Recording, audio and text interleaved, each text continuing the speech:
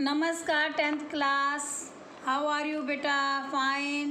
बेटा आपसे एक रिक्वेस्ट है कि आप जो नोटबुक्स भेज रहे हैं वो बिना बगैर किसी मैसेज के मत भेजें, क्योंकि एक ही डेट आपको मैंने बोली थी। आपको पता है कि चारों तरफ कोरोना का खतरा रहता है, तो ऐसे में आना जाना बड़ा मुश्किल हो जाता है हमारे लिए भी। और इसलिए आपको बेटा जब एक डेट फिक्स करके दे दी जाती है तो उसी डेट पर आप जमा करवाया करें। अब तक जिन्होंने जमा करवा लिए हैं बेटा चेक होकर चली गई हैं, तो उसके बाद बीच बीच में प्लीज़ कॉपी देने मत आएँ। हमें भी दिक्कत होगी, आपको भी दिक्कत होगी, आपको भी वापस जाना पड़ेगा। बेटा अब जो होगी हैं तो ठीक है, अब आगे जो भी आपका जो भी मैं नोटिस दूंगी तो उसके अकॉर्डिंग ही आप कॉपी भेजिएगा। अभी कॉपी आपने नहीं भेजनी, अभी आपकी एग्ज़ाम की तैयारी करें। ऐसा ना हो कि आपकी कॉपी हम रख लें और आप एग्ज़ाम से भी रह जाओ। तो आप कॉपी अपने पास ही रखिए प्लीज़ प्लीज़ और प्लीज़, अभी मत भेजिए आप, ठीक है। चलो आइए, आज अब आपका एक ही पाठ रहता है बहुविकल्पी प्रश्न। बाकी सारे रिवीजन हो चुकी है, सारे लिटरेचर पोर्शन की, गद्य भाग की भी और पद्य भाग की भी सारी रिवीजन हो चुकी है। तो बेटे आज हम करेंगे सपनों के से दिन। ये है संचयन भाग 2 का। इसके शॉर्ट क्वेश्चंस मैंने आपको करवाई दिए थे, और आज सपनों के से दिन के हम बहुविकल्पिक प्रश्न कुछ निकाले हैं। कुछ आप भी निकाल सकते हैं बेटे, आप खुद भी ट्राई किया करो ना प्लीज़। आप इनमें से क्वेश्चन छांटो और मुझसे पूछो, फिर उसका आंसर तभी बताऊंगी ना। यदि आप छांटोगे तो खुद भी आप काम किया करो बेटे, हर काम बना बनाया मत लिया करो, ठीक है। तो आइए, अब क्वेश्चन है फर्स्ट सपनों के से दिन पाठ का, कि लेखक के साथ कौन से राज्य से आकर विद्यार्थी पढ़ते थे। लेखक के साथ दूर दूर के राज्यों के विद्यार्थी पढ़ते थे ना, तो कौन कौन से राज्यों से विद्यार्थी आकर पढ़ते थे? पहला है देहरादून, दूसरा राजस्थान, तीसरा हरियाणा, चौथा राजस्थान व हरियाणा। इसमें से कौन सा सही है बेटा? इसमें से पहले ये है आंसर है क्वेश्चन का, राजस्थान व हरियाणा। यानी राजस्थान और हरियाणा से ही अलग अलग प्रांतों से विद्यार्थी अधिक वहाँ लेखक के साथ बचपन के समय पढ़ने के लिए आते थे, ठीक है। सेकंड क्वेश्चन है मास्टर प्रीतमचंद कैसे व्यक्ति थे? उग्र स्वभाव के थे, या शांत स्वभाव के थे, या गंभीर स्वभाव थे, या उदार थे?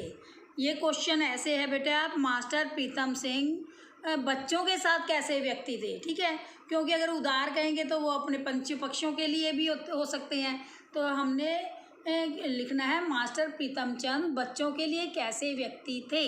पहला है उग्र स्वभाव, तो उग्र स्वभाव के थे यानी वह क्रोधी स्वभाव के थे, तब मार देते थे बच्चों को, तो इसलिए पहला ऑप्शन इसमें सही आएगा।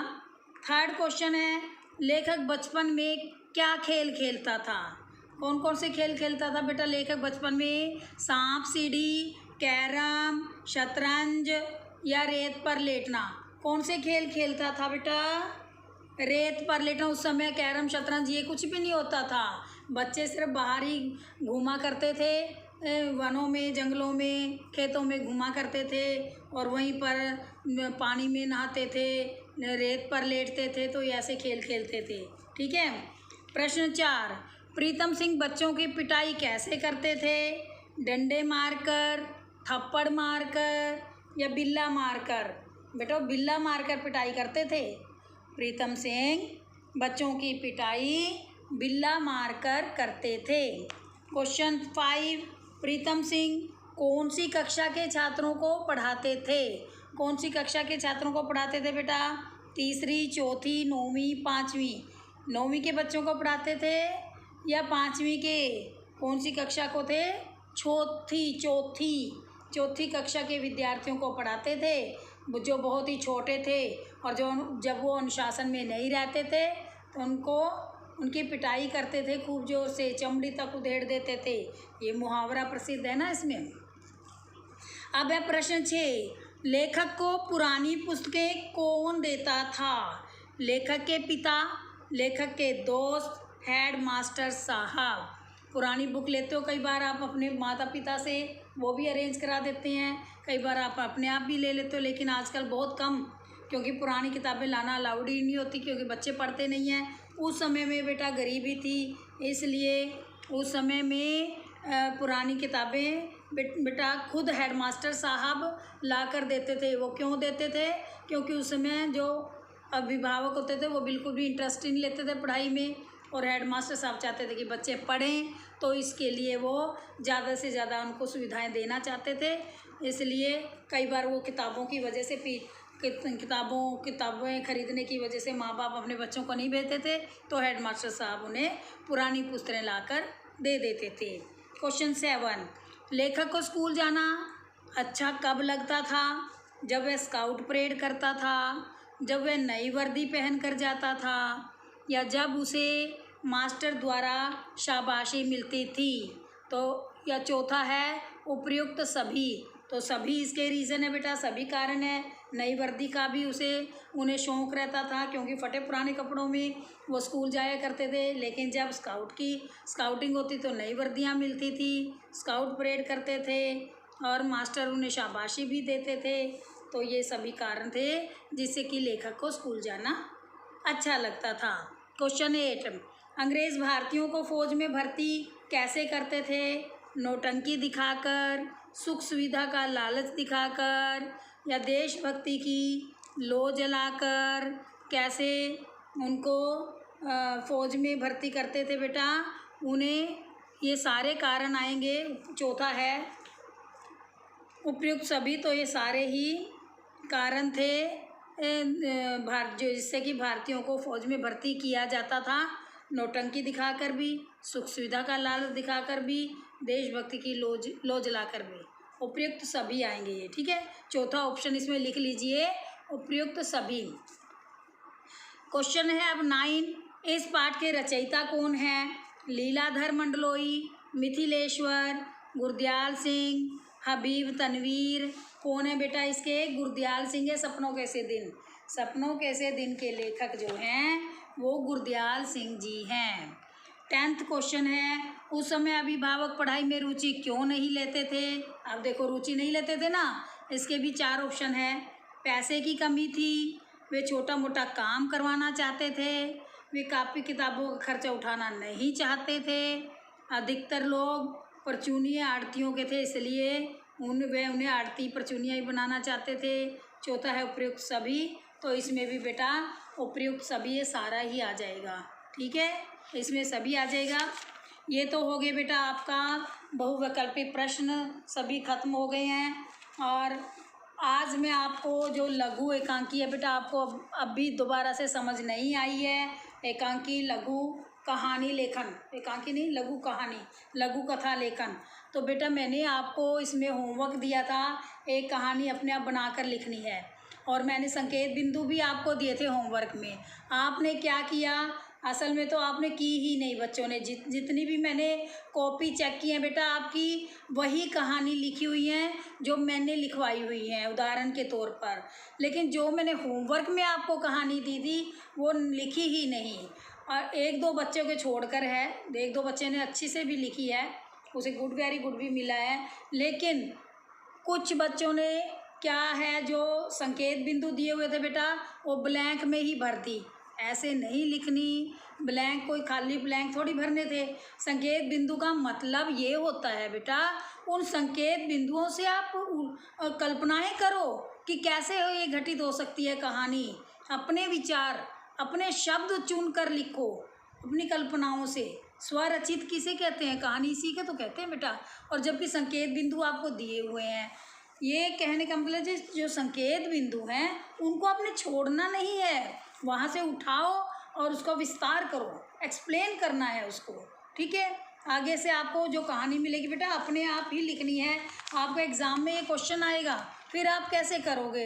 ऐसे थोड़ी लिखना आपने कहानी संकेत बिंदु ही मिलेंगे तब भी, और आपने कहानी का निर्माण करना है। तो आप दोबारा से इसकी कुछ ध्यान देने योग्य बातें हैं वो समझ लीजिए बेटा। कि जो घटनाएं हैं कोई भी, वो उसमें से अपनी काल्पनिक घटनाओं को भी जोड़ सकते हैं उसमें आप, ये कोई ज़रूर नहीं है। संवाद भी हो सकते हैं लेकिन वो वर्तमान में होते हैं। संवाद 1-2 लिख सकते हैं, ज़्यादा नहीं, ठीक है। और जो कहानी लिखे वो आपको हमेशा पास्ट टेंस में लिखनी है, भूतकाल में लिखनी है। इन घटनाओं को जोड़ना है और विराम चिन्हों का उचित रूप से प्रयोग होगा, वरना तो नंबर कट जाएंगे। और जब भी आप कहानी लिखो दोबारा से कहानी को पढ़ें कि उसमें क्या क्या गलती हुई है, कोई सेंटेंस वर्तमान में तो नहीं लिखा गया है, कोई क्वेश्चन, कोई जो इम्पोर्टेंट लाइन है वो छूट तो नहीं गई है, या कोई शब्द बीच में स्किप तो नहीं हो गया है। तो कहानी, और सबसे पहले सुंदर लिखाई में सुंदर लेख होना चाहिए बेटा। आप रूपरेखा ऐसी तैयार करो जिसे एक कहानी का निर्माण हो सके बेटा। आपको मैंने उदाहरण भी दिए, इतने अच्छे से उदाहरण दिए कहानी, 2-2 कहानियों के। तो ये कहानी बेटा सिर्फ आपकी भाषा का मूल्यांकन के लिए होती है कि आप अपनी तरफ से कौन से ऐसे शब्द लिखोगे, कौन से ऐसे शब्द जोड़कर लिखोगे जिससे आपकी कहानी जो है वो इम्प्रेसिव बने। तो अपने शब्दों का निर्माण आपने खुद करना बेटा। अपना कल्पना शक्ति का निर्माण, यानी अपने दिमाग से सोचकर आपने लिखना है कि उसके बाद ये क्या हो सकता है। छोटी छोटी कहानियाँ बेटा हम बचपन में भी तो सुना करते थे, आप भी सुना, दादा दादी नाना नानी से सुनी हुई हैं, तो ऐसी कहानियाँ बनती हैं। तो कहानियाँ रिदम में होनी चाहिए, फ्लो में होनी चाहिए बेटा। भाषा का पूरा ध्यान हो, शब्द सीमा का ध्यान हो। इतनी ज़्यादा बड़ी भी नहीं होनी चाहिए कि दूसरा सुनने वाला बोर ही हो जाए, और इतनी ज़्यादा छोटी कहानी भी नहीं होनी चाहिए। समझ आ गया बेटा इसमें? क्योंकि इस कहानी को आपको पाठ्यक्रम में इसीलिए शामिल किया गया है ताकि आपकी इमेजिनेशन बढ़े, कल्पना शक्ति का विस्तार हो आपका। और आप, अधूरी कहानी होती है, अधूरी कहानी को पूरा करने के बहुत सारे तरीके होते हैं बेटा। मुख्य रूप से इसको संकेत बिंदुओं की कहानी के रूप में हमने बताया है, और ये आपने संकेत बिंदुओं को छोड़ना नहीं है, क्रम में चलना है और क्रम से ही उस कहानी का निर्माण करना है। फिर एंड में आपने उसको पढ़कर उसका शीर्षक भी चुनना है, उसका टाइटल भी चुनना है। ठीक है बेटा, ओके। आई होप आपको अब अच्छे से समझ आ गई होगी, और आप ऐसे ही कोई भी कहानी, आपका बेटा टेस्ट लिया जाएगा। जैसे कि पहले मैंने बताया कि आपका जो ये लेखन कार्य है 25 नंबर का है, तो पहले इसका मैं ऑनलाइन ही टेस्ट लूँगी।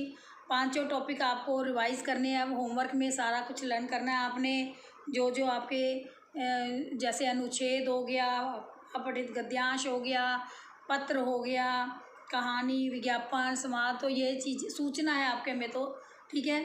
तो ये चीज़ें आप रिवाइज़ करें बेटा। आपका कल या परसों जब भी अब मैं मैसेज दे दूँगी और ऑनलाइन टेस्ट लूँगी, आपको पर्सनल नंबर पे भेजना पड़ेगा। और लिसन एक बार और ध्यान से सुन लीजिए, अगर आपने टेस्ट ये नहीं दिया तो आपके जो टर्म में है वो मार्क्स कट जाएंगे। ठीक है, तब तक के लिए बेटा धन्यवाद।